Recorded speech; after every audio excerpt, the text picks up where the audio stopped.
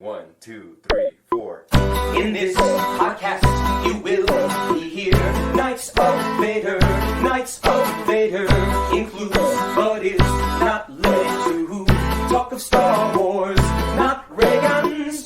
We can't truly prepare for the joke that follows this song, but hey, we gave it a try. So here's the Knights of Vader. Crystal Fox reports they are divided. Prequel, sequel, and love they fighted. I know that we are just musicians hired, and their time is up. So here's the Knights of Vader. Impressive. Most impressive. A big thank you to An Insperiority Complex for providing our theme song. It is September 25th, 2022. My name is Zach Weber, joined by Chris Porteous. I can't believe it's finally here. Can you taste the excitement in the air? And we have former KB manager Joe Yazzo. Hello, everybody. And as always, with his glowing red pupils, Grand Admiral Zenger. Perhaps. This question is if you're here. Yeah.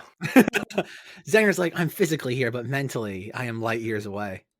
That sounds like me at work. Whenever Oh. I'm asked how it's going, I'm like, I am physically here. Zenger, where's my Black Series Force Effects Kenobi lightsaber that I pre-ordered from Target? Where is it? It's supposed to be shipping next All over week. the place. All over the place. Just when All over the when place. Zenger finally got rid of all the carbonized shore troopers, the Andor shore troopers showed up. Oh, God. No, there was something I stumbled across, and I was like, there's pallets of these. Why? You sure it wasn't I like can't remember what it was. Favreau It was Lori in Black Grogu's. Series? I can't remember. But recently they did do this really awesome thing where they're like, hey, we already marked down books. You know what we're going to do? We're going to give people an extra 40% off of that markdown. On top of that, we're doing an appreciation for our employees. So did I buy a ton of D&D books? Oh, he's picking them up. He might not be able to do it. It might be too much. He's grunting, too. Books! And these are only the ones that are near me. There's a whole shelf over there. How about that? Yep. Hold on. I got some great Foley for you, too. This is a It's me fantastic Andor discussion. dropping them. Zenger's like, I'm going to use these for kindling in a couple of months. Probably. Alrighty, so let's just delve into the most important discussion in this week of Star Wars content. AI James Earl Jones. James Earl Jones has now become part of the sentient hive mind of Skynet. He is no longer a real person. He is part of the machine now. Thoughts, gentlemen, that we will never hear authentic James Earl Jones is Darth Vader ever again. I don't know. I think we're going to hear him because it's going to be like he's going to take Johnny Depp's place in like Transcendence, where he's going to be the voice of that AI machine for the rest of the foreseeable future. I can't wait.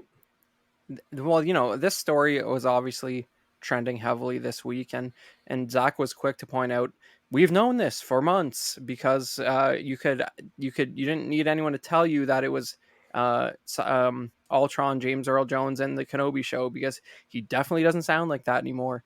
And I don't know if Zack saw it, but I was quick to point out to him that means the last real James Earl Jones Darth Vader performance is in The Rise of Skywalker. That might be the only like silver lining to any of this is the I have been every word inside your head. It's like that's the fact that The Rise of Skywalker will have that other crown of thorns upon its head does nothing but warm my soul.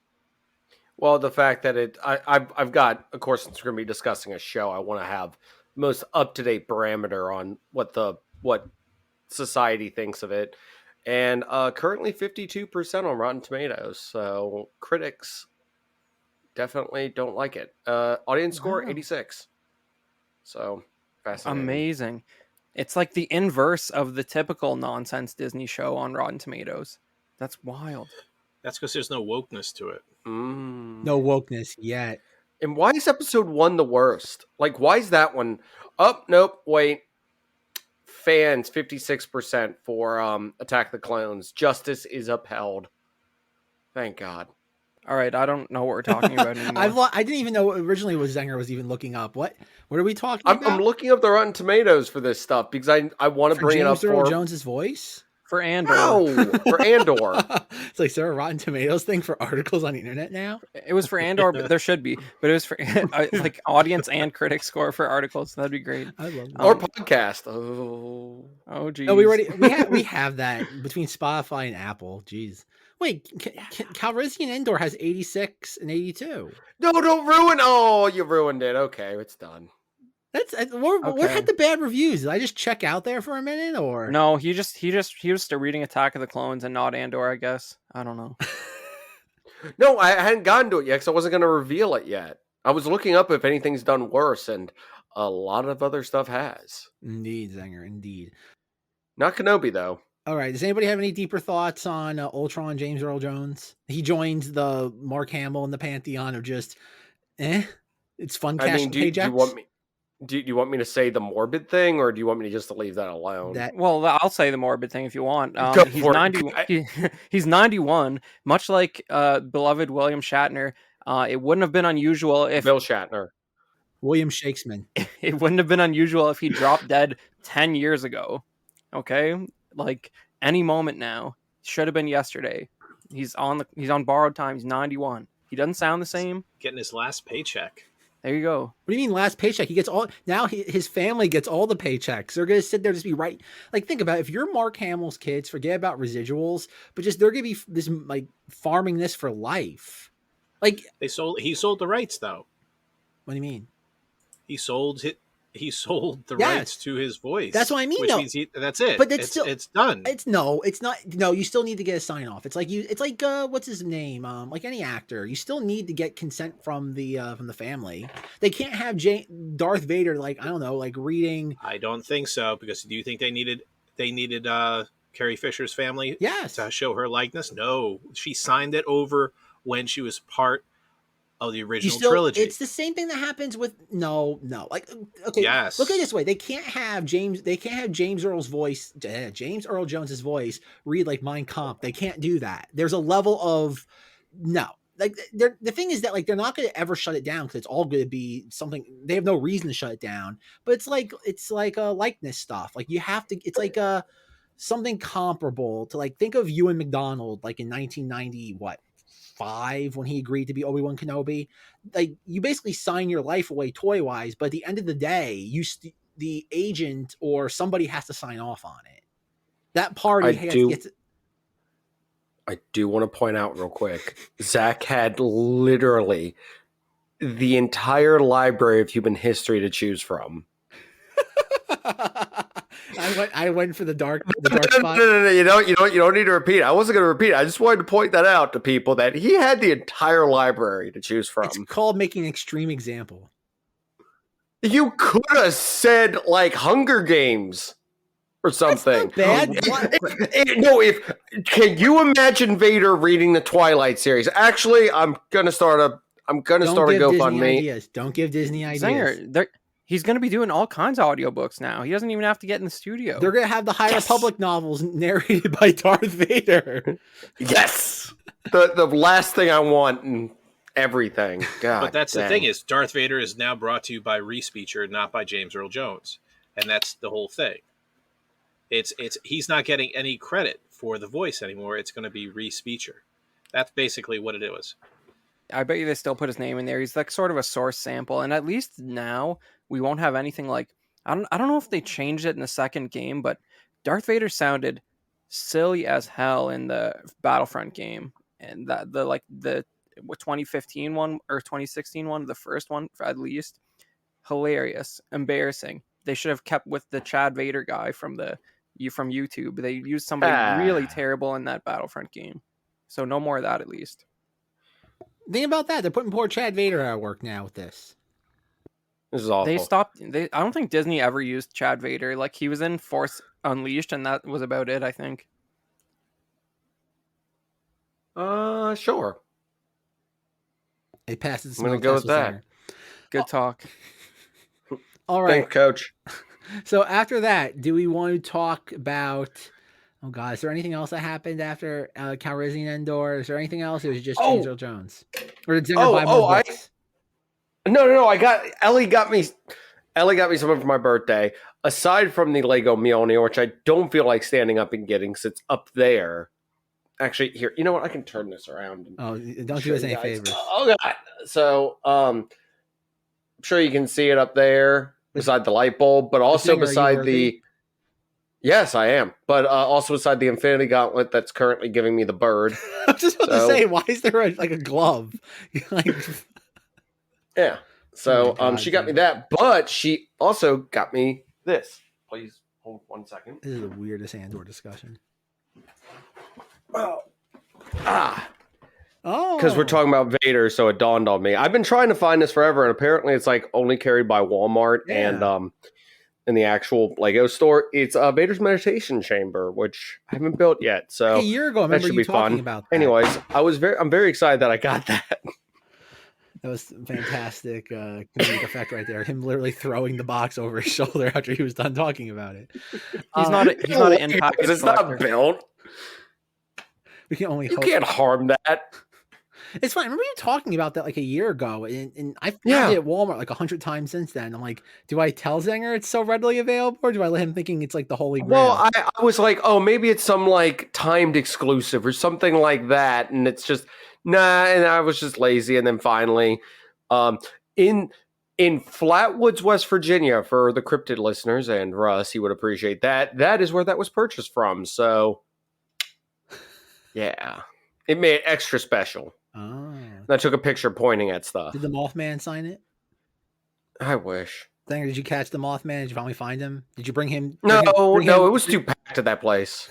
I did uncomfortably hug Russ though from behind. Whoa! This is a family podcast. Yeah, exactly. I saw him, was able to sneak up behind him and give him a big old hug, and he looked disturbed by the fact of who's randomly hugging me. So he'd tell the story, but he's not here right now. Oh, Russ. Yes. I got nothing, by the way, so I guess we can get into this. And by nothing, I mean getting into this discussion. I got nothing. I just got what's going on with his contemporaries of other things I've watched leading up to this. So there's my discussion for the day. Zenger, we're going to start off with you first. What are your thoughts on Andor? We're just going to put you on the spot. Awesome. I am so excited to be the first one to talk about this slow burn. This is burning so slow that you would not need to notify the fire department of how bad of this burn. This is burning so slow that a cup of water could put it out. This is burning so slow that I could stop, drop, and roll to put this thing out. So, needless to say, I'm intrigued by the last 5 minutes. Everything else leading up to that, if you just didn't tell me this was a Star Wars property, I probably wouldn't have known for the longest time. There's vague mentions of an empire, but that could be anything. You see nothing that is 100% like in your face Star Wars, which is fine. It's fine. It's just, it's a slow burn. And I'm like, get to it. Like, let's get to it. And genius idea by them releasing the first 3 episodes, because my guess is the next part's going to be leading into more, and they probably tested this or looked at it. We're like, people are not going to respond well to this week by week. Let's release the first 3. We've got 9 more to go. Should be fine.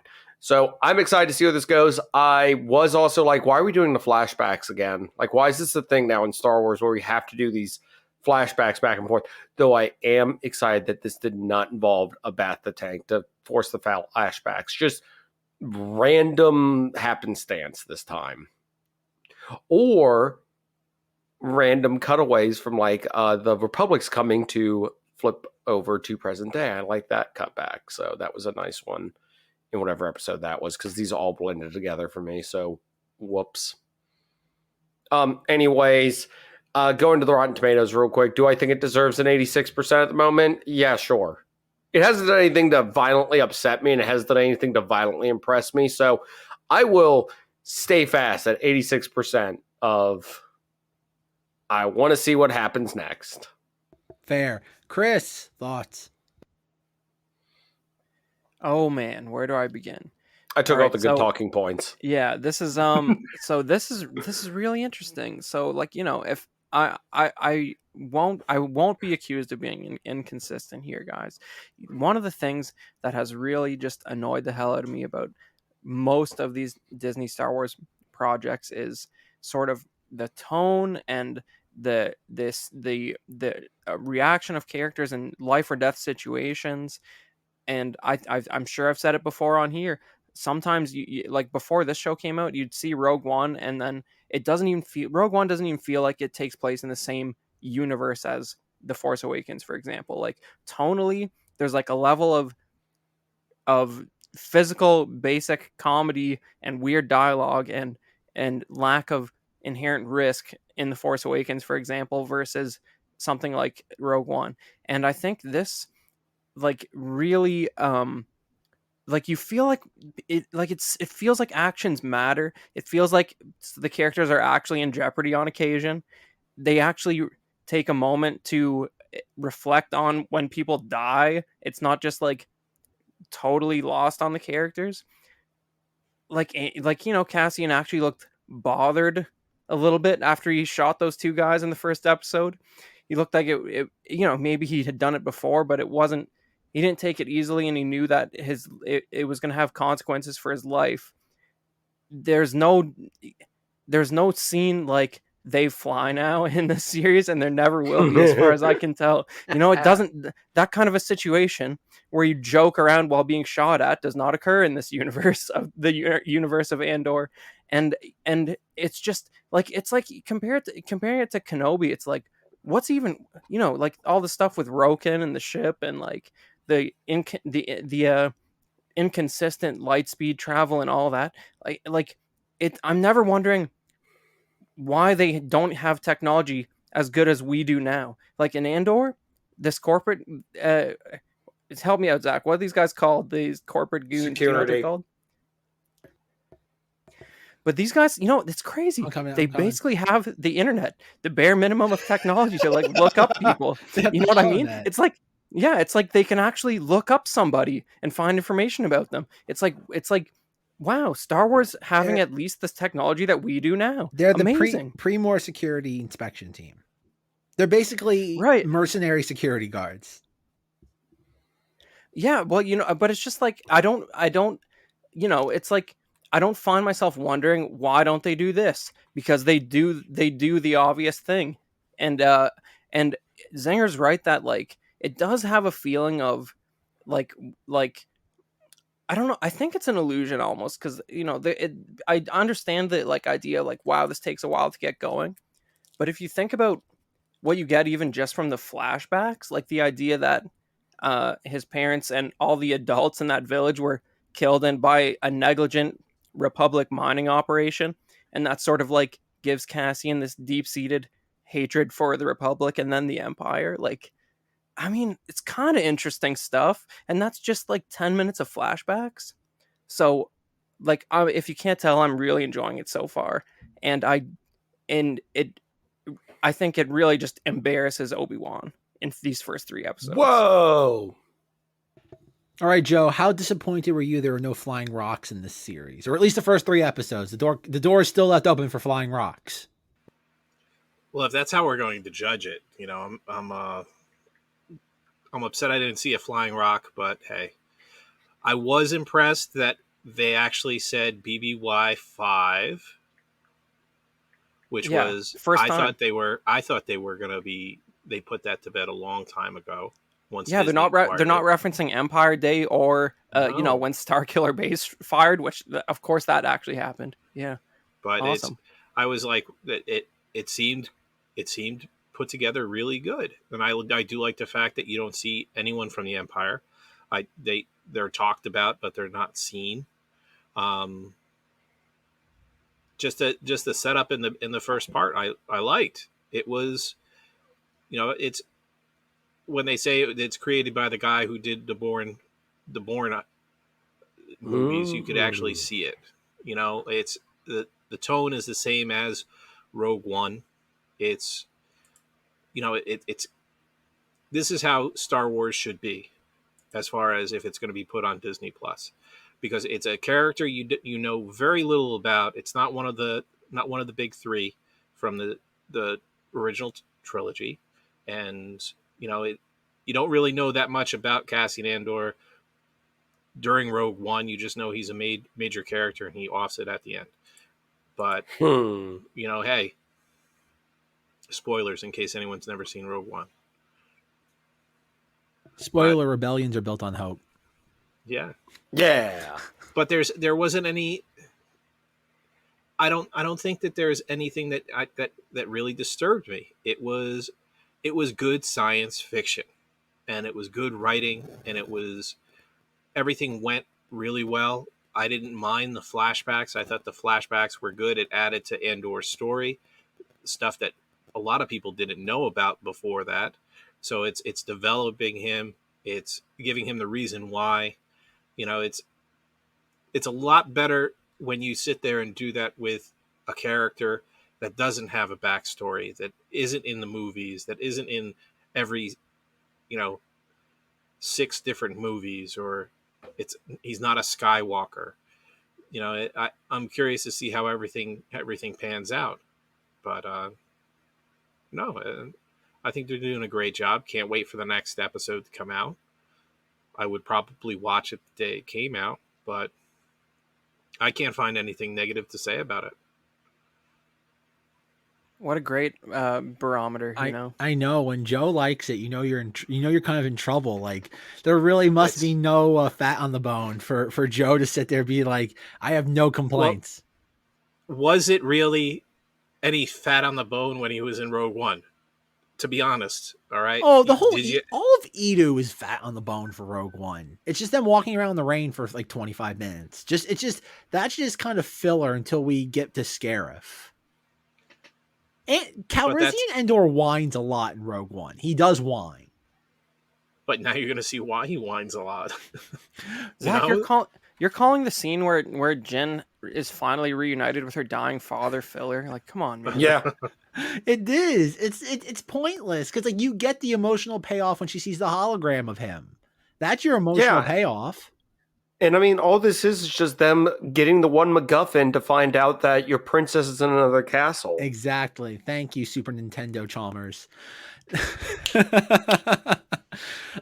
Okay, so I was shocked at how much I enjoyed this, much like everybody else. As I was watching it, I found myself on the edge of my seat, even though I don't care about any of these characters. Like but it's very humanistic, which is something that we can't say for Star Wars, which I think is what Chris was getting at.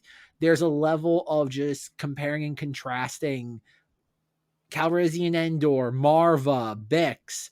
Even though, again, I still don't care about Calrissian Andor as a character, there's something human about him that makes him much more relatable on a subconscious level relative to they fly now. And even though I love that moment, there is a level of just artificial barrier with the sequel trilogy characters where they feel more cartoonish than they do real human beings.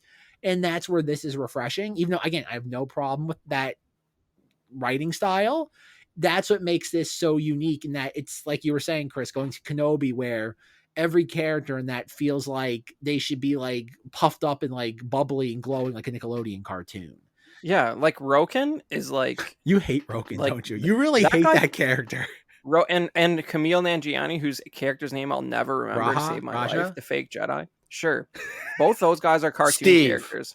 I don't believe that Roken knows how to fly a ship, because there's a bridge. There's no bridge on that ship. He just stands in a square room and like talks. It's there's no front window, and then there's no room for a bridge because Kenobi's little shuttle takes up 70% of the ship. So I don't know how he didn't eject all of the prisoners, the refugees into space when he left. But anyways, that was not a real show compared to this. This is amazing. This is the best thing that's happened since Disney Plus came out. It's great. Whoa.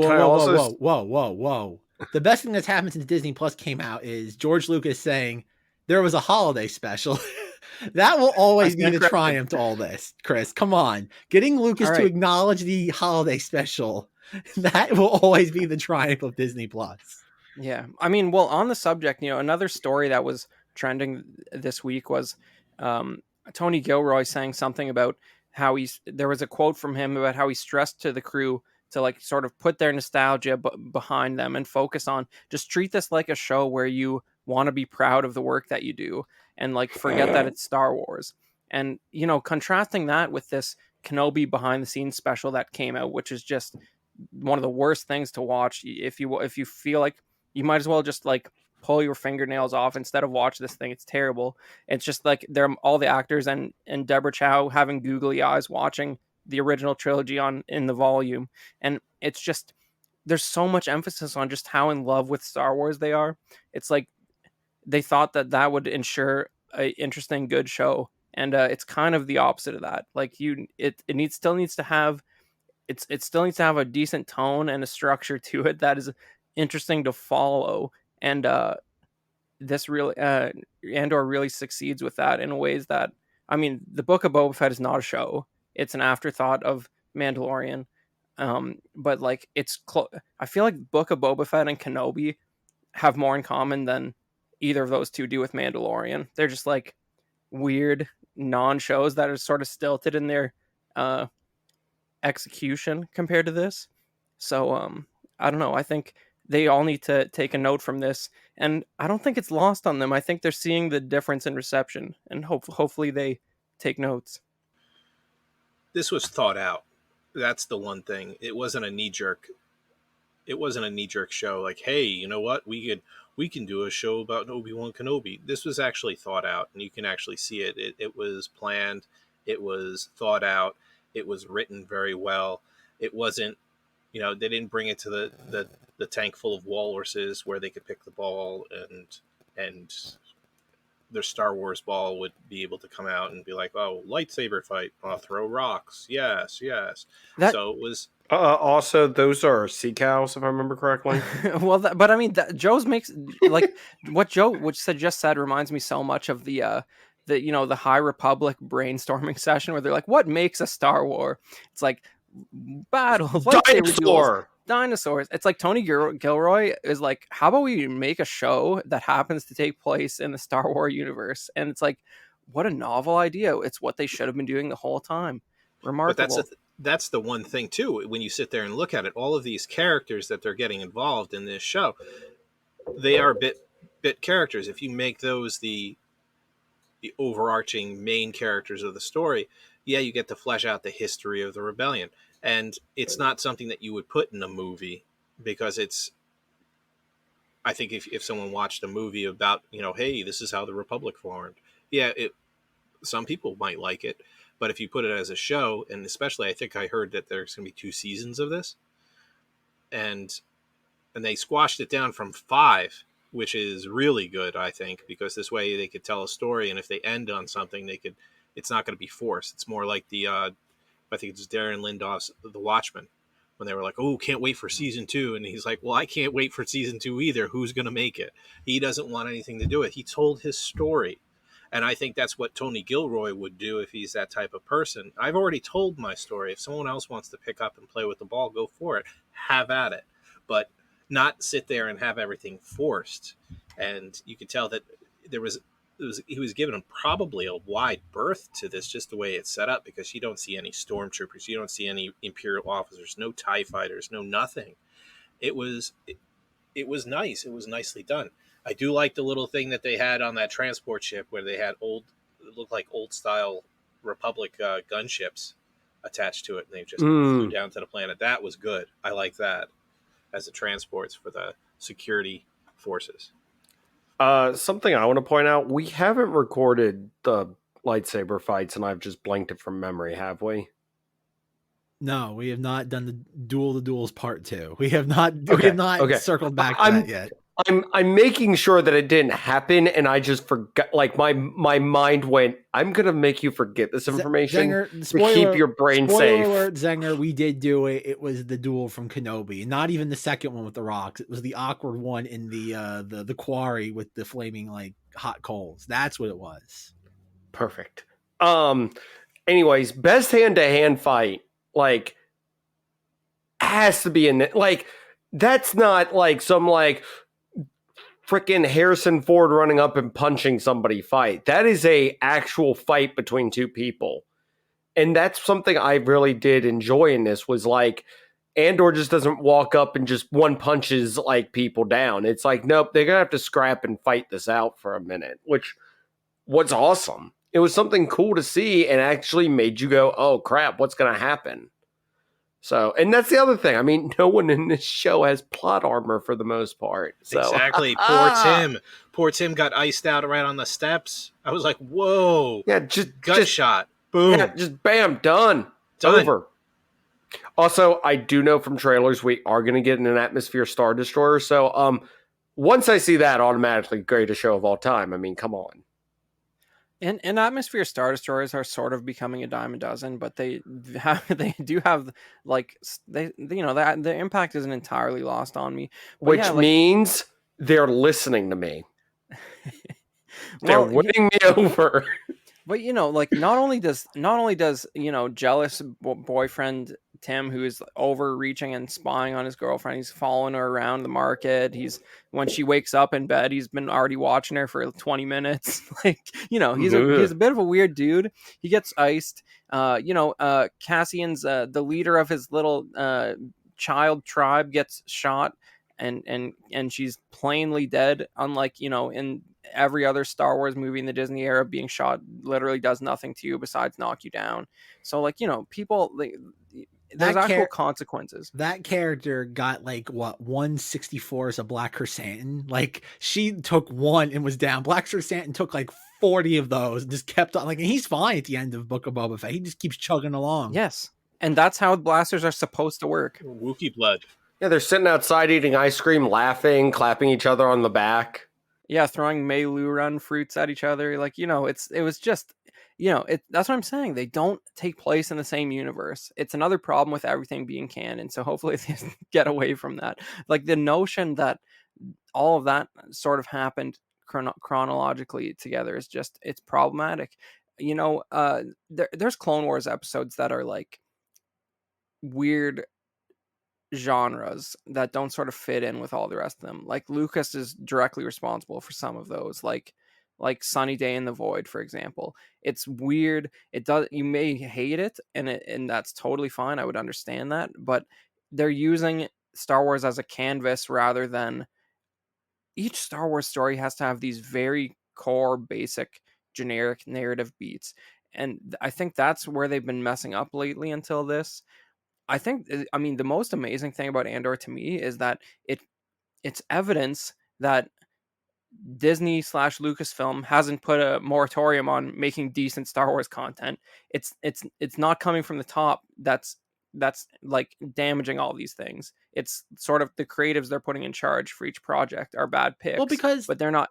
This shows they're not micromanaging it to make it terrible. I think they're by accident. Keep in mind too that this also was announced in mid to late 2018. So this also had probably some of the longest gestation time for a Lucasfilm project, and it was something probably it wasn't sexy or flashy as a concept, so nobody wanted to get involved with it that would try to derail it. I would imagine back in 2019, everybody and their brother wanted to be involved with the Kenobi series because it's the Obi-Wan Kenobi series. Same thing for Mandalorian Season 2, Book of Boba Fett, all of that. I think it was just something that's not particularly interesting to people trying to advance their career. So they don't see it as an opportunity to try to stick their finger into the pie. Ew. That's what I think. And I think too, it's just that notion of there's a level of production value here that is, oh God, leaps and bounds beyond Kenobi. Think about that. What would you want to call it? The pinch point when you have all the security mercenary guards trying to get Stellan Skarsgård and Calrissian Andor. There's more choreography in that one moment than the entire series of Kenobi. That entire moment that actually plays out and is staged better than Kenobi in its entirety. One scene. And it's almost this goes back to just almost, it feels like, oh God, brand stewardship malfeasance? Like, as in, like, you know right from wrong, and you're still allowing things to go wrong under your watch. It's appalling. It's criminal, man. Like, look what they did to our boy Obi-Wan. Like, that's what we get. And then the Calrissian Andor show is like treated like an actual movie. What is going on? I don't get it. It's crazy. There's a I fantastic. think Zach had it right. You had it right, Zach, because it's, you compare Obi-Wan Kenobi to Cassian Andor. There's no comparison about it. Obi-Wan Kenobi is probably, he's a classic hero. And you have the people above that absolutely have no idea what Star Wars is, sitting there like, well, this is one of our better characters. We need to make sure you don't mess it up. But then you have Cassian Andor like, oh, you're okay. You don't have to worry about it. They're thinking it's just going to be fluff. And then the opposite actually happens. Because when they micromanage it, next thing you know, too many hands in the jar. Let's have him float rocks at Darth Vader. And next thing you know, Cassian Andor, oh, it's fine. You don't have to worry about that. That's going to be our filler show. But they actually do it because there's no hands-on from the high aboves. It's the microscope on their level is so small for that because they could get away with a lot more. They have a little bit more freedom than it would for Boba Fett or for Obi-Wan Kenobi or even Mandalorian because of season 1. They let Favreau do what he wanted on season 1, and the next thing you know, when it started getting hot, they were like, "Whoa, wait a minute!" They started putting their We thumb need on Ultron, Luke Skywalker, and Rosario Dawson. Stat. She was too busy filming Clerks 3. But shouldn't studio meddling go like have a strong positive correlation with budget? Like, there's no way this cost less than Obi-Wan. There's no way. Well, it could if it all depends on how much the actors were getting paid, because you don't really, not any of them is going to be like a Ewan McGregor or Rosario Dawson. I also think the budget for this was probably greenlit pre-COVID. Back when the cash, this is probably got a budget in 2019 where Disney was more flush with cash than it had ever been before. I think and that streaming just came out, so well, and that was part of it too. Is that, and then when Kenobi was going, think about this was filmed pre-COVID, right? Some of it you could see is you could tell a lot of those marketplace scenes were probably done pre-COVID. There's a lot of people there, and that's probably the reason why the money's on the screen with this more, or it feels a little bit more fleshed out because they just had probably more resources than Kenobi did. Like, again, there's, I think the whole marketing tactic of the volume, the void, is that they're trying to show this as, oh no, these are real sets, practical effects, probably because this technology wasn't either available or it was being saved from the Mandalorian. Well, the other thing too is you sit there and look at it. Here you have this town, a scavenger town in Andor. You have a bunch of people there. It's one of the places where everyone goes to in the planet, and then you have all these people there. They're all doing stuff. And then you have the most heavily populated city in Tatooine, and you have maybe a fourth of the people there. So that does speak volumes to it too. Yeah, I mean, I don't we're not super literally like covering the content here, but like there's so many like amazing character and dialogue moments in this that it's like 4-minute scenes of like the corporate goons talking to each other about the state of the city and politics that have like some serious laughs in them. This might be my favorite line of the show. Like the old boss at the security agency is talking to the I can't remember any of their characters' names. Who's the young guy? The young guy who's left in charge, Steve. Sam Witwer 2.0. Okay. Steve. So yeah, the old guy's trying to explain why they shouldn't get so worked up about the 2 guards being murdered, and he says they were in a brothel, which we're not supposed to have, the expensive one, which they shouldn't be able to afford, drinking some sort of space alcohol, which we're not supposed to allow, and both of them supposedly on the job, which is a dismissible offense. That sentence is more complicated than any idea in the sequel trilogy. And it's also more interesting. It's just like you get the social structure of the planet in that sentence, and it also explains why he doesn't want to draw attention to these two idiots who got themselves killed.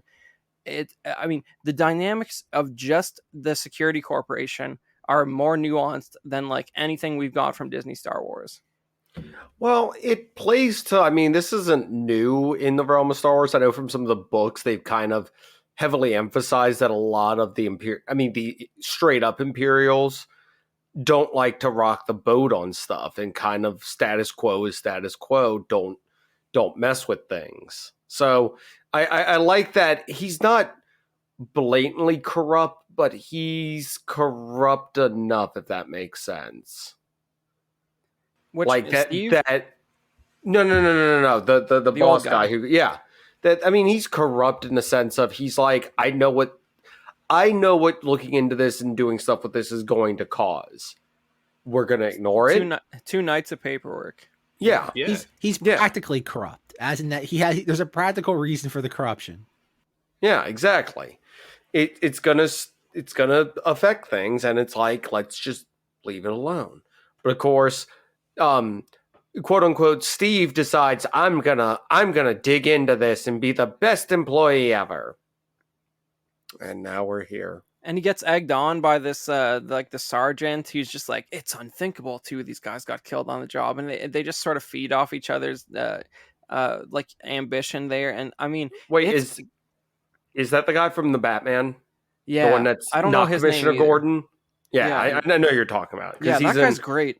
Yeah. Like they say he's a sergeant. I don't know what the exact hierarchy is there, but like those two guys interact are amazing. When their plan goes to hell and they're sitting there like looking like dynamite just went off like 2 feet away from them with like soot all over their faces and their hair messed up, and their drop ship just crashed. Like, you know, it's gonna be so great when the boss finally comes back and realizes that two guys who got killed, they were trying to sweep under the rug, turned into like 6 other guys getting killed when Steve tried to do something about it. Yeah, that he can't sweep under the rug. You know, I'm gonna actually look up what the character's name is. Appreciate that. But that was one of the greater parts too, when the guy sits there and runs back to the transport and someone tied a piece of a wrecked ship onto it and it got caught in the crane. That was awesome. And then because it's you're trying to take one of our own. We're not going to allow that. Well, but you know, it's almost like the ships are somewhat similar to things we can physically understand. Like they have mass and inertia. And, you know, unlike in Kenobi, when the sewage haulers, aka the snow speeders, just park 10 feet away from Reva and shoot at her from a hovering position, and it's just sort of like it doesn't matter because it's so stupid. You know what I mean? Like this is a helicopter crash basically because of some tomfoolery and hanging a cable onto it, and it feels plausible. It's great. And it's an homage to George Lucas's other film, whatever that one movie is. Zack. Radioland. There's only 2. Red Tails. You talk. Yes, that one. There's only 2 others that he directed anyway. All right. The one where Harrison Ford's in it and they pull off the bottom of the police car's axle. American Graffiti. How do you not know American Graffiti, even if it's for a bit? It blanked on me. I'm too busy looking at NFL scores and being happy that chaos is reigning again. The Bengals won. I'm happy. Oh, no, not this again. It's Book of Boba Fett. I watched New Jersey. Non-flashbacks. But like it's crazy. Like I don't feel like I'm compromising. Like, don't get me wrong, it's early days. Like this show could get terrible still, but like I don't feel like I'm only 1/4 of the way through it. I know odds are good. I don't feel like I'm lying to myself or compromising my integrity as a human being by saying I enjoyed this. Like I'm not lying to myself. Like Zack was saying, like I was on the edge of my seat. I was interested in where it was going. You know, like there's a new droid that's like likable and kind of funny and good. What's his name, Chris? Say his name. I'm gonna go. Well, in the show they call him B2, but apparently it's longer and worse in canon. What's his name, Chris? Joe, do you know his real name? The droid's full name? No. Chris, tell I him. do. Tell him. It is B2EMO. It's clunky. Clearly, the marketing department made that choice in name, But they knew they couldn't say it in the show, and they don't. Well, as of now, they don't. Give it time. There's still flashbacks. But no, I will say that for B2 emo, that I have to say it, is that even with him, like I saw the toys for him. We talked about it last week, and I'm just like, this is a boring character. And he's kind of cool. Like it's been a while since we've had a droid character that actually feels like a character. The last one I can think of was probably BD1 from Fallen Order. But this is a character that feels like almost like an abused dog. Like there's a certain level of like, he's very faithful and lovable, but somebody's obviously treated him poorly for a long portion of his life or existence in Rob's case. And I was like, I like him. Even the whole thing where, he has the communicator.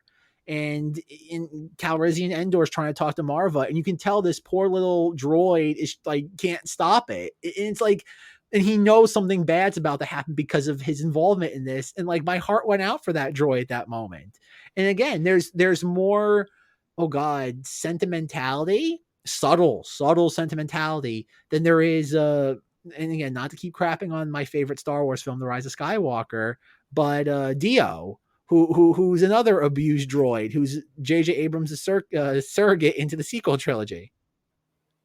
That's how to not do an abused dog metaphor versus the correct way they're doing it in Andor. I'm glad you brought the communicator thing up, Zach, because like, how I was saying, like this show has like reasonable uses of technology, and like there's not, you don't find yourself wondering like, aren't there security cameras in this place? You know what I mean?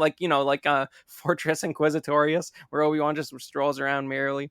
The communicator thing was the one moment where like my cynical brain was like, does B2 really need to have a speaker running this communicator? Can't he just line it into his dome so that, like, why is this broadcasting to the room?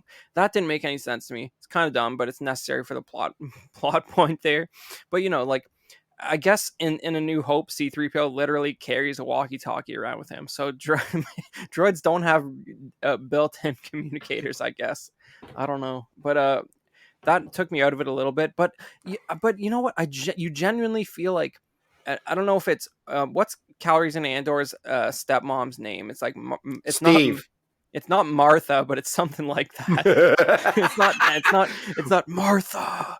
But you genuinely feel like she's gonna get killed because that communicator went off. It seemed like they just, by the end of the episode, they just left her house.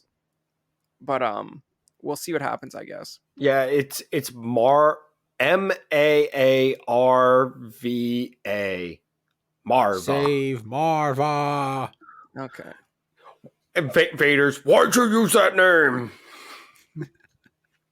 And look at that. And they wanted to show that she was 20 years younger, so they just gave her some hair dye. They didn't CGI her or anything. She walks normal and has some hair dye in the flashbacks, and therefore she is 20 years younger. Good stuff. So, okay, there are a couple pieces. Did you guys pick up on some of the subtle fan service in this? Yeah, without reading, I didn't read any articles about it, but obviously I noticed the Briar pistol because that is His Holiness Kyle Katarn's signature weapon, and they used it. I mean, it's an obvious thing. Apparently, the design they pulled from Battlefront 2, where it was officially made a canon weapon, and obviously Calrissian Andor is the canon equivalent of Kyle Katarn these days, except for he was killed before being able to become a Jedi, so that's a shame. But if you look at Kyle Katarn in Dark Forces, he pretty much services the exact same role as Cassian Andor does in the Rogue One movie. He's a mercenary for the rebellion, and he is tasked with securing the Death Star plans. And it's fun that he ended up with Kyle Katarn's blaster, but he'll never be better than Kyle Katarn, but I'll take it. And I also saw the Ghost in the scrapyard, or something very similar to the Ghost. Yes, that too. And there's also the Y-wing. There's a Y-wing in the scrapyard. I saw that. I saw that one. I was like, ha. I almost don't consider that like a reference, or like, it's a Y-wing. Like, they're all over the place. They're all over the place. Sure. In Rebels, don't they like? Don't you see like when the rebellion first gets Y-wings in Yes. Rebels? Isn't that like a few episodes? It's the season 3 premiere of Rebels. Is Ezra and Hera stealing a bunch of Y-wings? So that's an Imperial ship in that context. Technically, it's a Republic ship in that context. Well, the Empire already exists by then. Oh, though. well, okay. You mean So- like stealing them? Then yeah, like they're supposed to be. They're not. I don't think they're in they're not in Imperial possession. They're just about to be scrapped. Like it's something similar to this. They are considered outdated and they're about to be destroyed, and they basically save them from being wrecked. So something similar Okay. to this. So what do we? So it kind of makes sense that it's in a impound lot because it's Yeah. not the latest. No, it's something that again, it's like finding like a Pontiac Grand Am. Like it's something that has not been made in 15 years, and someone will want the parts for it. It's just not going to be an everyday thing. And I haven't looked it up, but I know there's like some Imperial version of the Republic gunship. Like I don't know if this is exactly the same. Zenger, they had those in Galactic Battlegrounds. There's like an Empire gunship. Like I don't know if this is exactly it or not because it didn't show the wings folding back in the day. Like when this thing lands, the wings go up like the Lambda class shuttle, which is kind of cool. Probably so they didn't have to build them on set. That's what I'm thinking. They had like a different type of Lambda class, I thought, in the Battlegrounds. Well, yeah, it's in a New Hope special edition of 2 that they sort of used to like drop off stormtroopers and dewbacks, I guess. So you see it in like one shot, but they definitely had like some equivalent of the Republic gunship, and I don't know if this is exactly it because I guess this isn't the Empire, but the ship that the corporate security sort of flies in on is like. I found it vaguely reminiscent of like the Nostromo from Aliens. Like it doesn't look like an aerodynamic ship. It's just like a build. It looks like an oil rig flying through space basically. And these gunships were sort of attached on the underside of it. That was kind of cool. One thing, the first time I watched it, I didn't really understand that Cassian was leaving one planet and going to another. Like after he was investigating his sister at the brothel and then he flew away. They announced the first planet with like text on the screen, and then they told you it's the same planet when it showed the corporate security headquarters, Marvala 1 or something like that. Yeah. But then I don't think it put Martha text, 1. Yeah, I don't think it put text on the screen when Cassian went to Ferrix, I think it's called. So like I didn't realize he actually went to a different planet. So when the corporate security guys like went to Lightspeed to get to him, I was sort of confused by that, but I guess he goes back to whatever planet he's living on, and it's Ferrix. But it was weird that they put a subtitle on the one planet but not the other when it first showed it. I thought they did. Maybe I missed it. But I watched it twice, and I don't remember seeing that. But they mention it that it's Ferrix by name, so Okay, maybe makes that's sense. what I'm thinking of too. They do mention it a few times. But I'm trying to think of like I don't know, there's something so satisfying. Like when they treat all this stuff seriously, there's something so satisfying about these goons like getting their comeuppance when like their whole plan like goes to crap at the end and like their dropship gets blown up. Like like when they act like it all matters up till that point for 2 hours. It's so much funnier like when these guys like get it handed to them. Like it's satisfying. I liked it. No, it was something to where I'm wondering. So I'm like, I know that one, the one main, I guess, security person isn't done yet. Like, there's going to be something else. Like, I'm wondering if he's going to join the Empire or something because he wants to. Like, that's the thing. I'm just trying to figure out where he's going to go from here, because obviously. Cassian and Skarsgård is getting off the planet. So I'm just wondering where we're going to go. I mean, I'm assuming we're going to be going into space with all this stuff, and Mothma and the Forrest Whitaker's character and all that stuff is going to get involved. Which once again, Cassian just apparently see. This is the one problem I do have is if they're directly involved. I hate that Star Wars has to. Everybody knows everybody.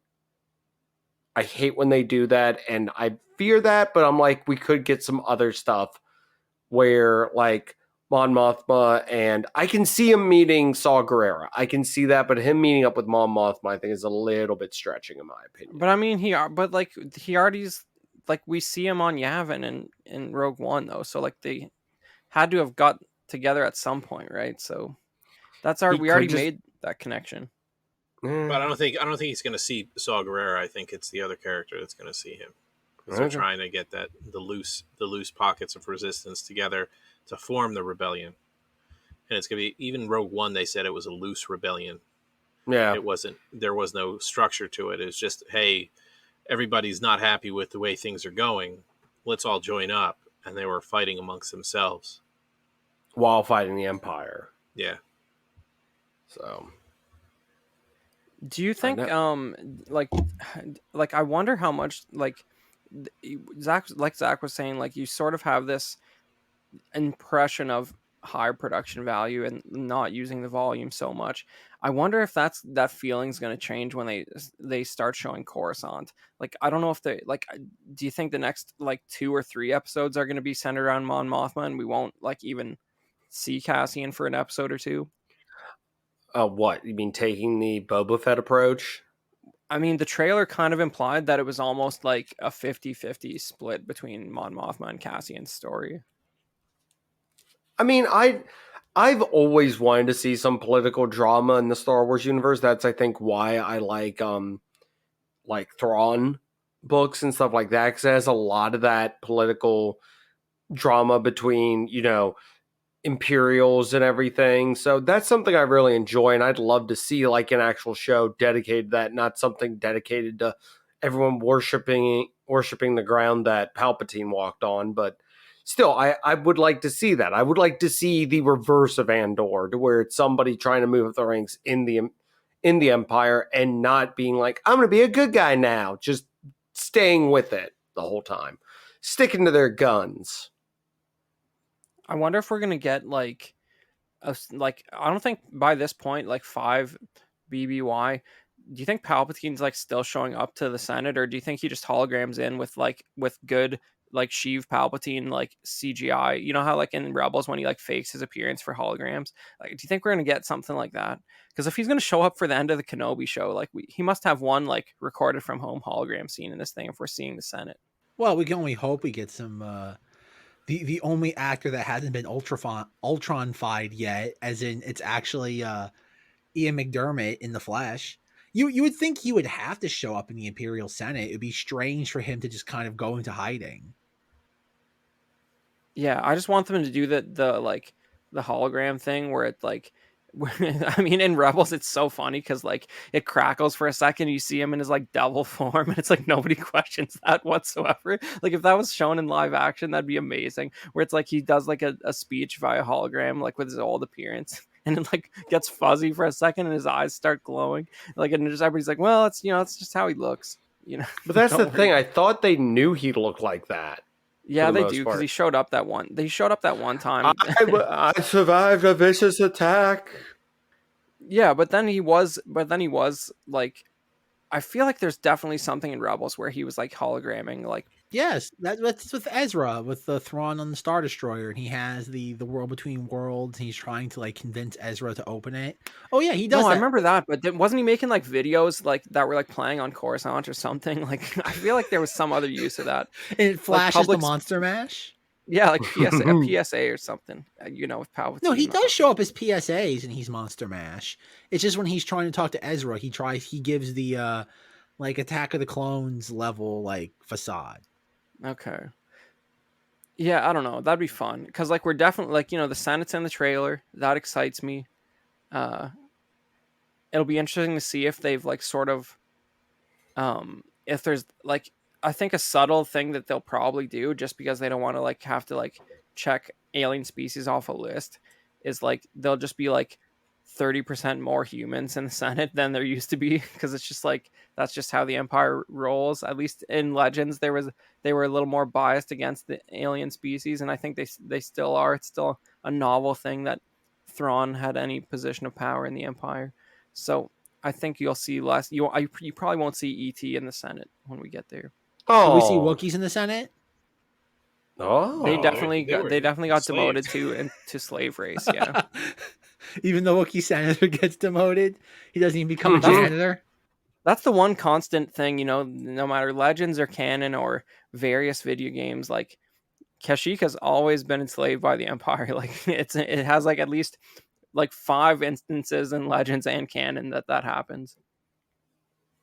Did you mention anything yet about the crashed shuttle on the Calrissian Endor planet?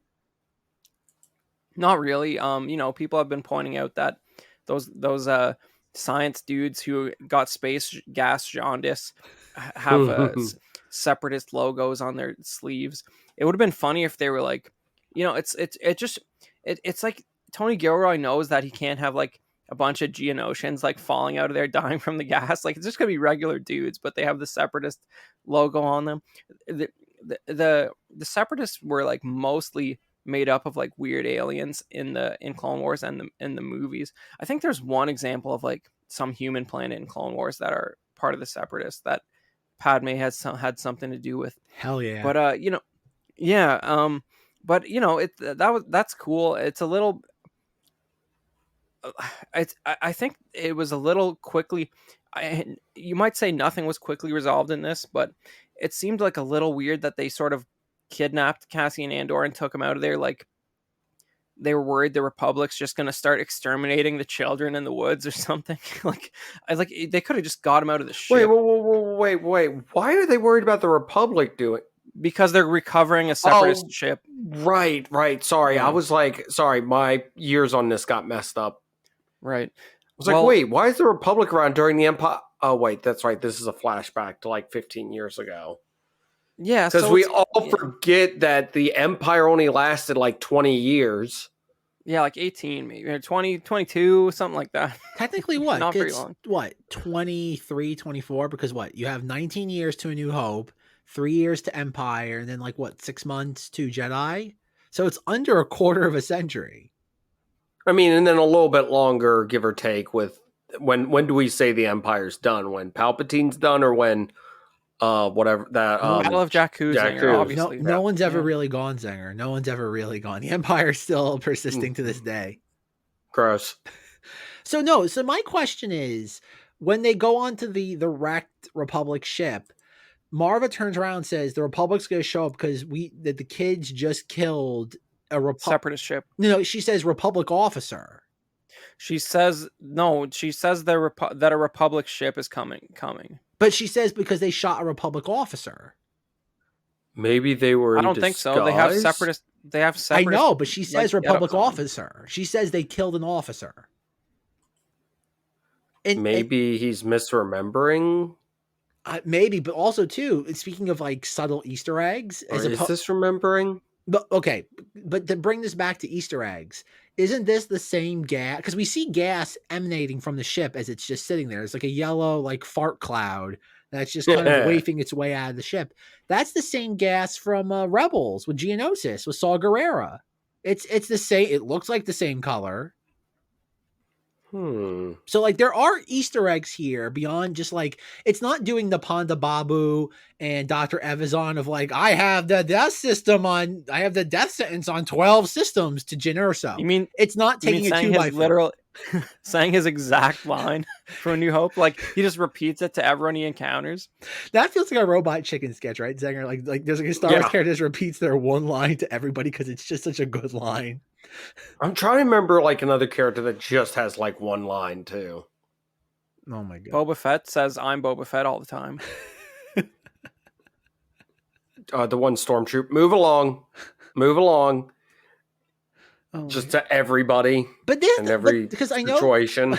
But by looking at the trailers for all this, we do know that the clone, like there is a Imperial Star Destroyer that shows up on Calrissian Endor's planet, because that's the one shot we see of the in atmosphere Star Destroyer. But then we see then we have clone phase 2 clone troopers executing people.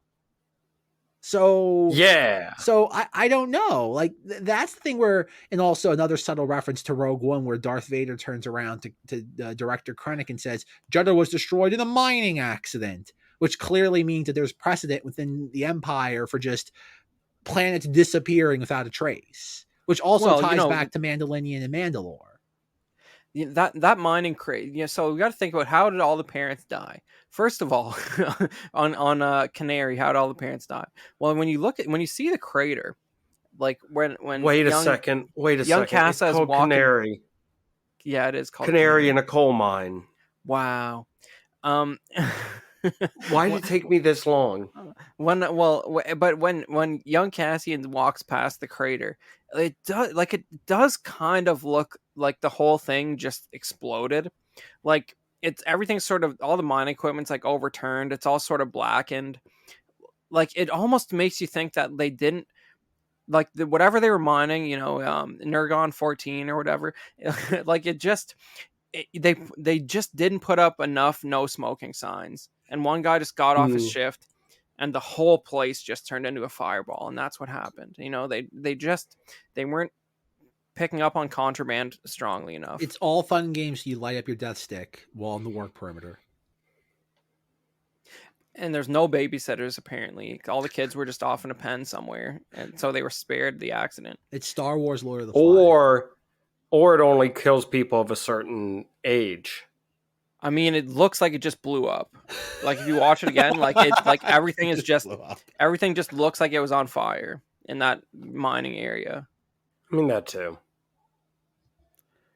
But obviously, we're gonna get more flashbacks though, or there wouldn't be clone troopers, because this is 5 BBY. So, like, anything in the main plot is not clone troopers. So even though I don't see exactly why we still need more flashbacks, we're obviously getting some, or there wouldn't be clones in the trailer. That's how you tell a story now. Like Lord of the Rings, the entire show's a flashback to someone's fever dream. But when he says in Rogue One he's been in this fight since he was 6 years old, we in these first 3 episodes we already have his motivation for hating the Empire. Their shoddy mining operations killed his parents, and he got separated from his sister because they were gonna roll up and investigate this crashed ship. That's what else do you need? Wait, they're gonna show him stealing that piece of Imperial tech. He's had it that long? Is that the implication? No. He didn't have it at that point. There were scenes in the trailer where he's dressed up as an Imperial officer, and he was telling the other guy that you just walk in, steal the uniform, and walk in like you belong. And you're so smug and fat and happy. They don't know. But that still wouldn't be clones at that point.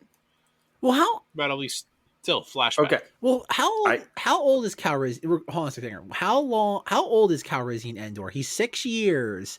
What, at the beginning, at the very end of the Clone Wars? So by the events of Rogue One: A New Hope, he's how old then? 20 years.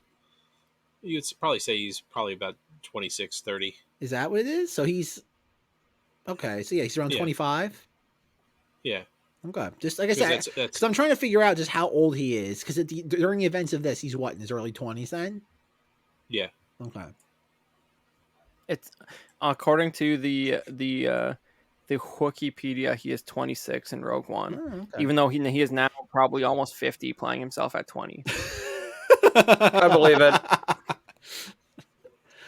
Okay, Zenger, go ahead. What was your point? So a few things. One, I think I think when they said the Republic's on the way, I don't think they know that the Republic's now the Empire. So we might see a very early generation Star Destroyer. It's not the Empire yet.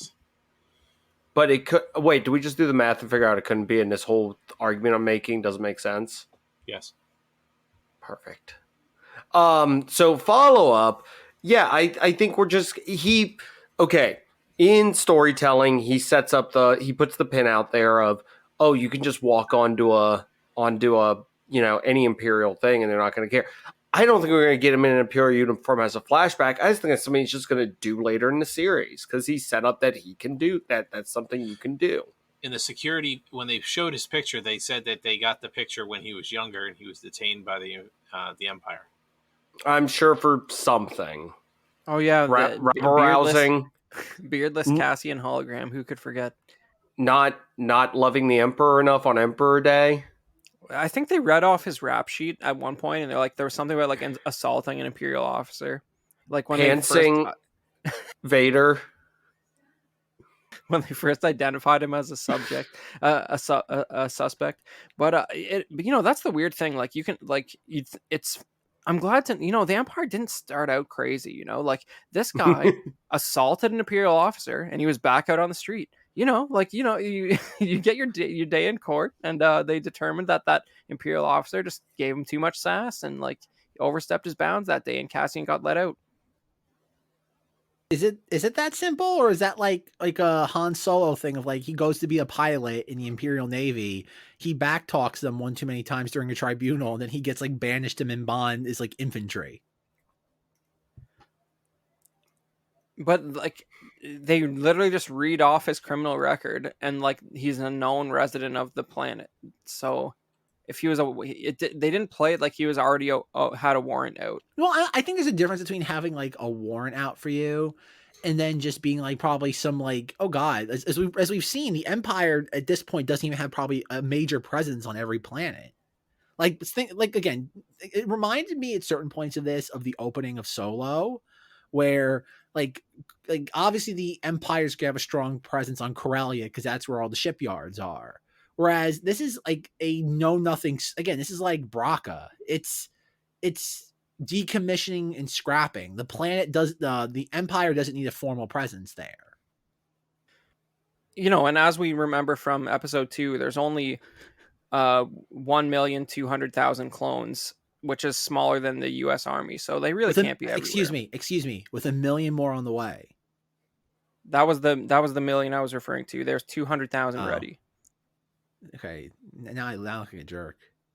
How's it feel? To be fair, they did probably salvage all those test tube clones at the end of the Bad Batch when they were blowing up Camino. I can't remember if they showed any fetuses in jars when the planet was getting destroyed. Exactly. They had to salvage all those for Palpy for another 55 years from then. They're like, we might need those. At least 2 of those became Snokes. True. I was about to say the other thing is, it's not like they were like, we're in the middle of a war. We only ordered how many, Chris? 1,200,000. We're down to our last 1,000. Guess we're going to be out of luck on this war. They obviously kept making and producing more and more. But the Clone Wars was only like 3 years. What, like 3 years? Yeah. So like, how many? The million Lamassu promises weren't even ready the first year. So but how many more do you think they ordered? The tons more, maybe. Who knows? It's all a possibility because the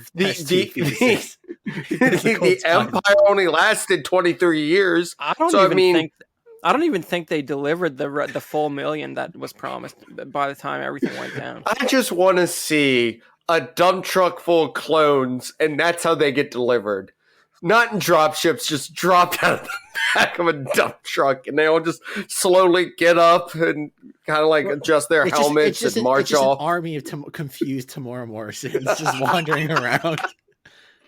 But when they put a figure, when you realize there is a figure on it like that, it's like it almost makes the idea of switching over to recruiting like so much more plausible. It's like, yeah, the clones seemed like a good idea for a while, but when you start running the numbers and like we only the number of dump trucks you have to bring in, interplanetary dump trucks.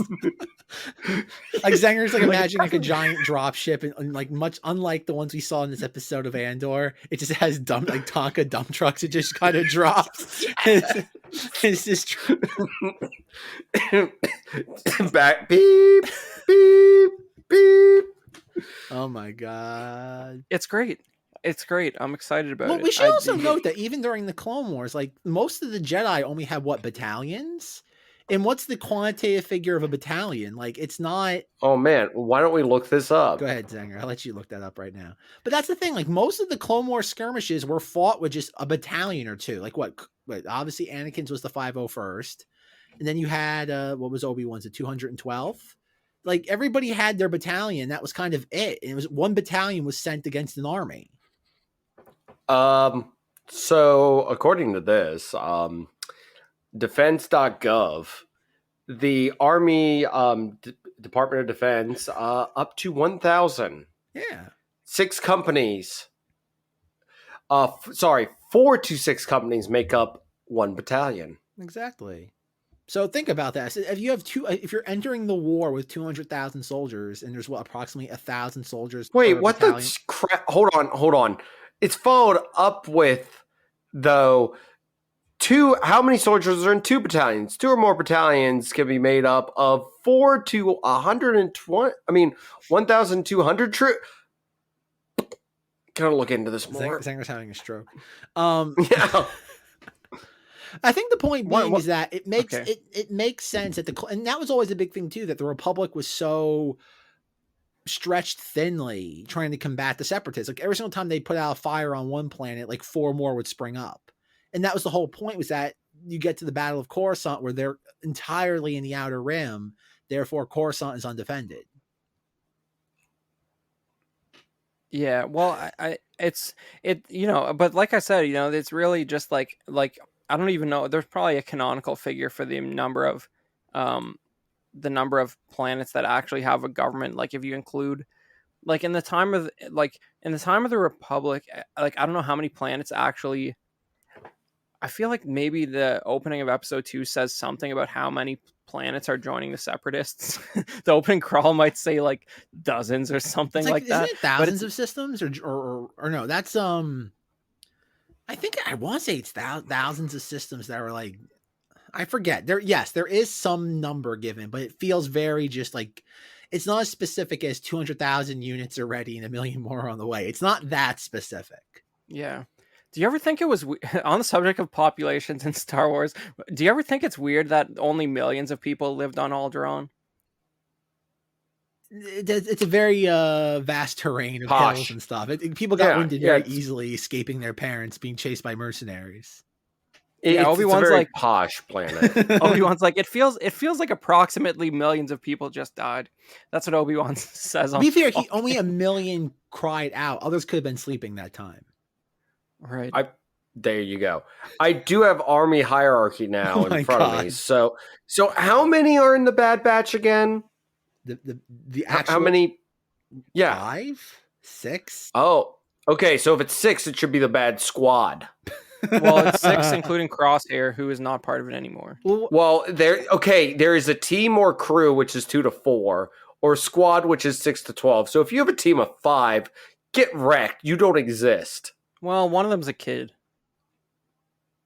Anyways, I'm really excited to see the new season of the Bad Crew then. Joe is not 'Cause there's a excited for wild the Bad bunch. Crew season 2.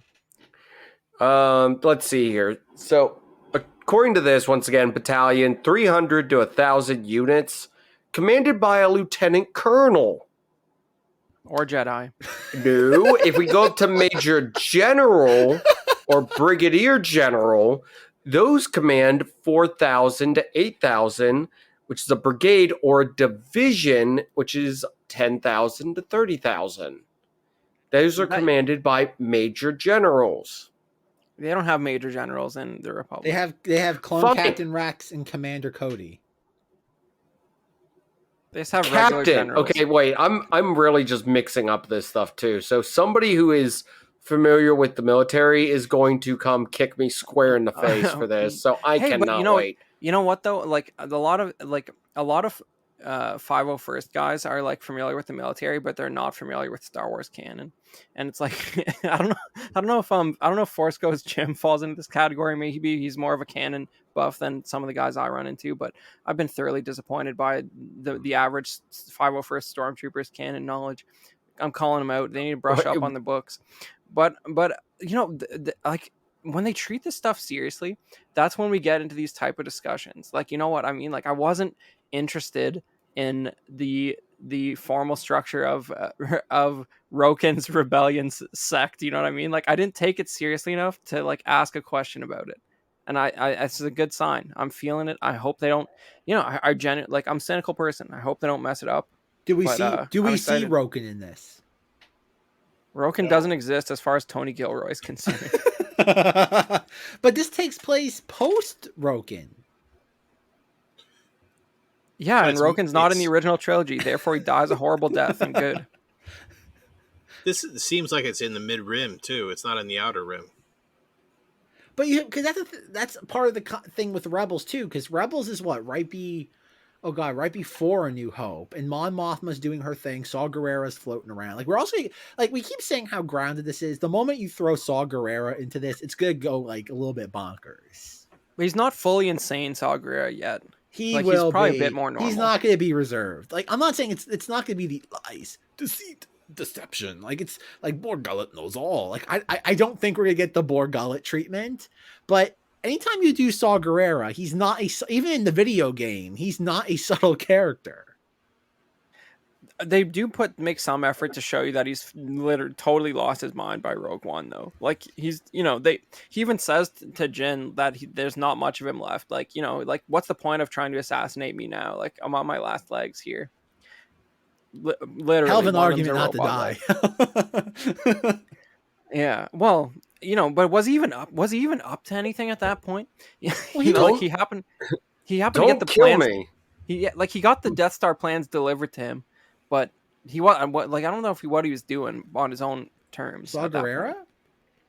Yeah. He didn't get the Death Star plans. He got think about him.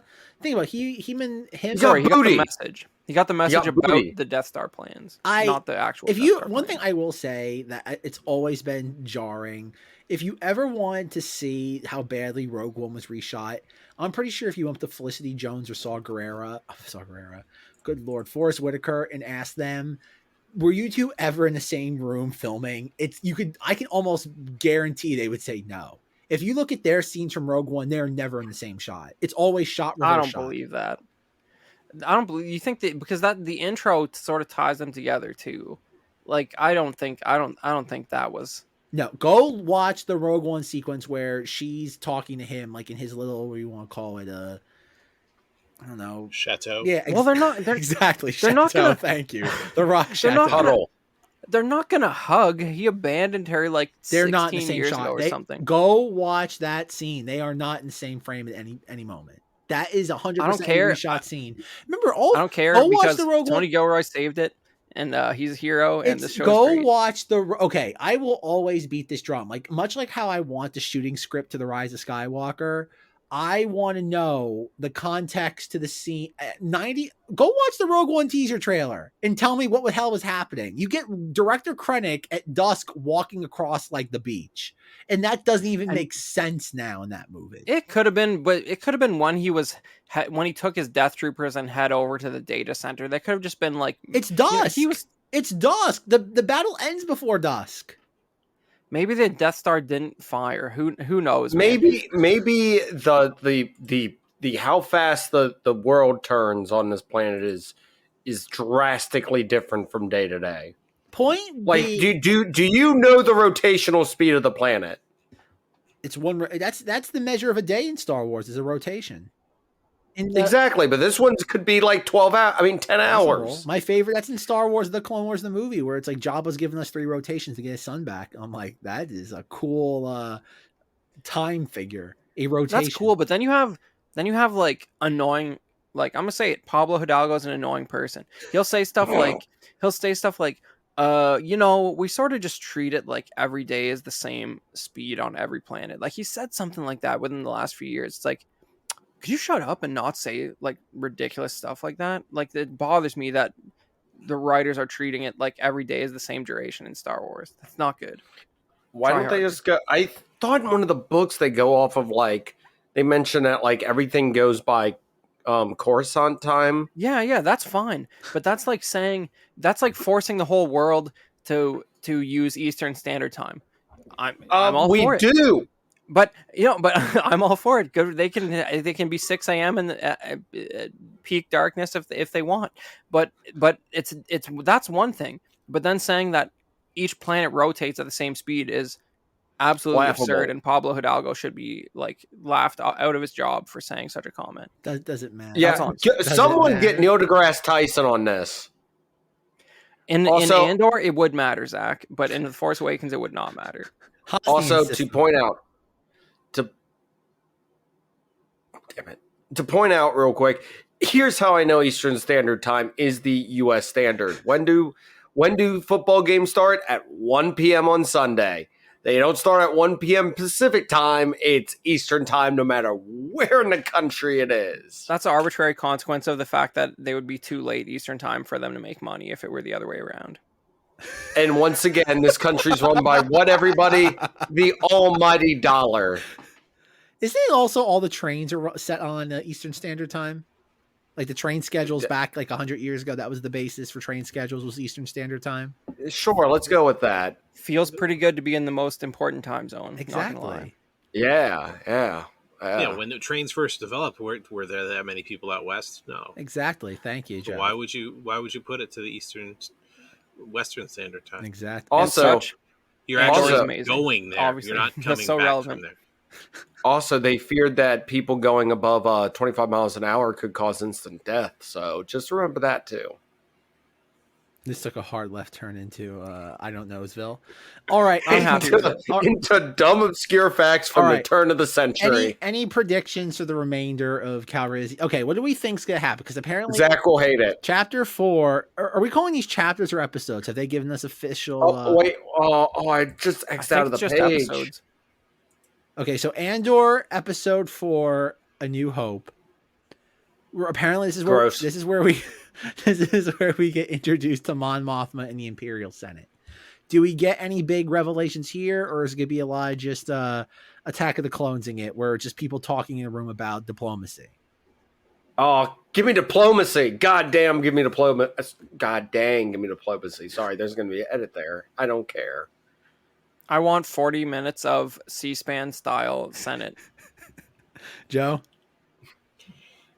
I think it's gonna go with the guy that Andor went off planet with. What do we think of Luther? Luther? Focal point. What do you think of was Luther? Scourge. Luthen, I believe it is. So what do we think of Luthen? Like he has very little to do in that third episode. Even his whole thing of like parking on the outskirts and having to take like a bus to get to the city. Even that was kind of cool. And the guy's just kind of talking to him and won't go away about just the commuting and everything that's happened in the last couple of years.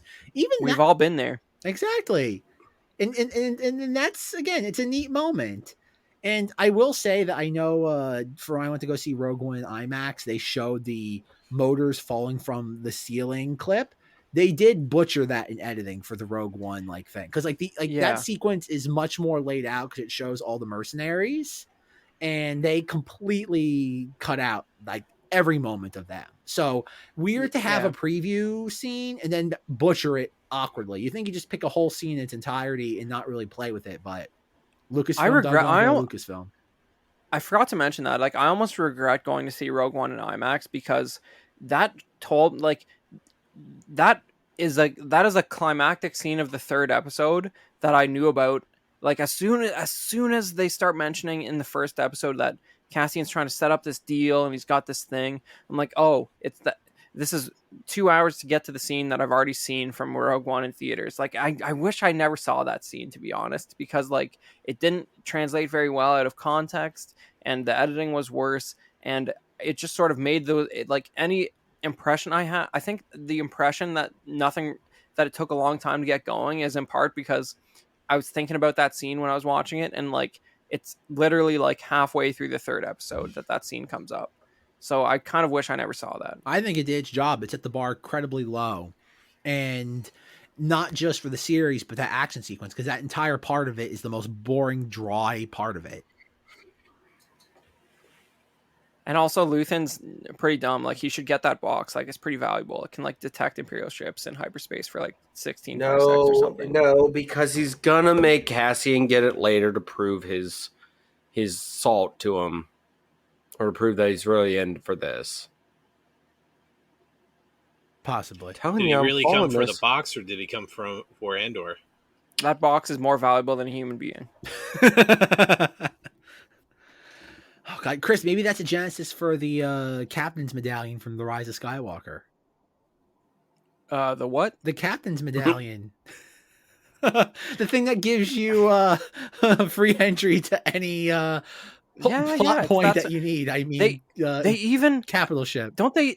I think they even like say something implying that it's connected to that. Like they say they're the seal, or they might even say medallion. They talk about the like imperial. There's something on there. The seal like, hasn't been broken. Yeah. I wouldn't be surprised if it's somehow connected to that, but I think that's more of like a transponder for toll roads in Rise of Skywalker,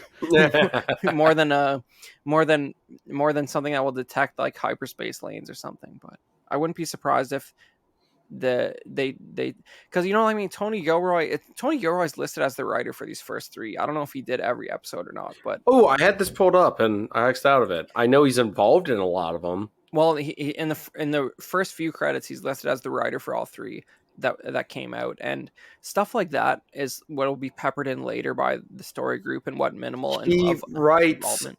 He writes 8, 9, and 10. Nice. So he wrote these, and he wrote. My bad. My bad. He directs 8, 9, and 10. He writes 11 and 12. Okay, so and that's the Dan last Gilroy apparently does stuff too, which I hope is his brother. What are the odds that it's not his brother? I would love it. Yeah, so I don't know. That's cool. That's like he is brother to Tony Gilroy, but twin brother to John Gilroy, who also does things. I'm on team Gilroy. I think they're gonna that does tell you that you might have some filler episodes in the middle, because Tony Gilroy tried his hardest to intellectually muster a story here, and he's like, I got the first 3 and I got the last 2. You guys figure out the rest. But it's like, it's good to know that where it's going is set up by these first 3. Okay, I will throw this out there. Episode 7 is going to be off the walls bonkers, because it is being directed by someone who does 2 other episodes, but it is written by somebody who does no other episodes. So my guess is that's the bonkers episode. Interesting. But like I feel like I'm less I feel like the directors of these Disney Plus shows have less control than ever, because like if you like Deborah Chow's Mandalorian episodes made you think that Kenobi would be awesome.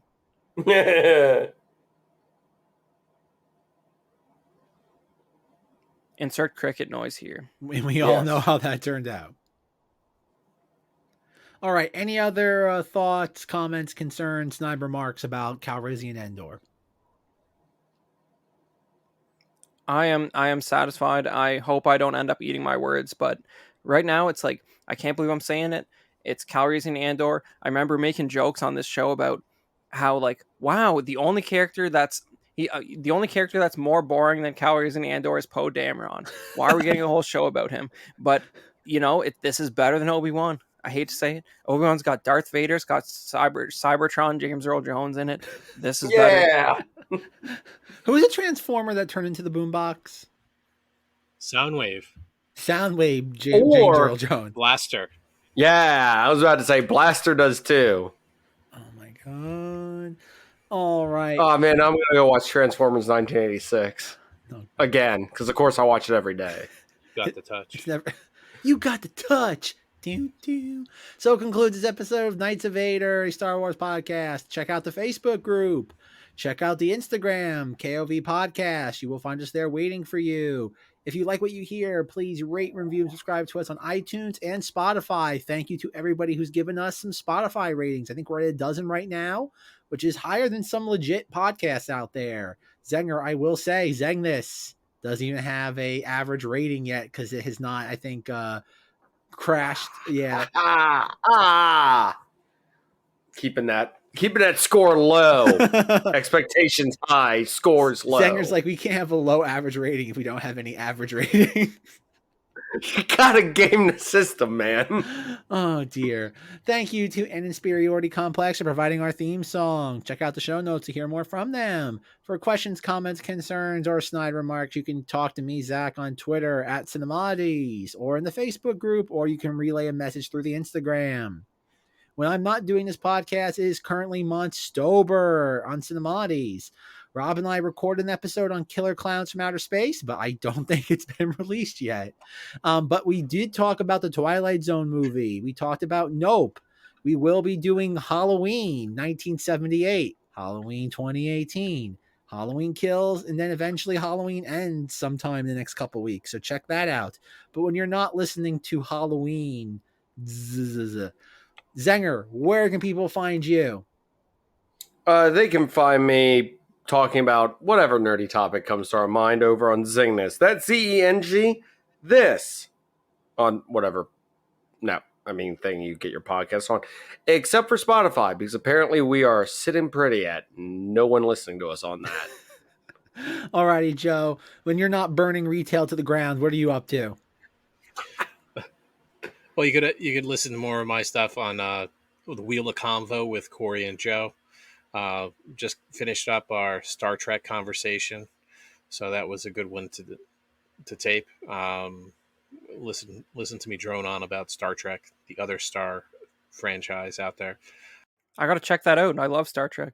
We should be coming out with another one. It's Fatter Future coming out hopefully soon. Just got to get it planned out and talk about all different types of things from pogs to cryptocurrency with some of our favorite fads and what might be the future. I like the idea of comparing cryptocurrency to pogs like that. There's something I do beautiful too. about that. There's something. Wishnick trolls, you name it. We're going to be talking about a whole bunch of ridiculousness. You got to talk about Beanie Babies. Oh, yeah. Furbies. They're coming back. Furbies? Beanie Babies and Pogs. Alrighty, Chris. When you are not thinking about Star Trek and ZengThis, what are you up to? I've just been like up to so much like ancillary Star Wars related nonsense lately. If you go over to @KOV Podcast on Instagram, I'll try and have some of it posted by the time this episode comes out. You'll be able to see me loitering at the Yoda fountain in San Francisco, going to the Super 7 store. I'm going to the Cincinnati Toy Show next weekend, which, the Cincinnati being the birthplace of Kenner and thus Star Wars action figures. And that toy show is always great because that's where all the prototypes that snuck out of the back door from Kenner from until they closed the office in around 2000.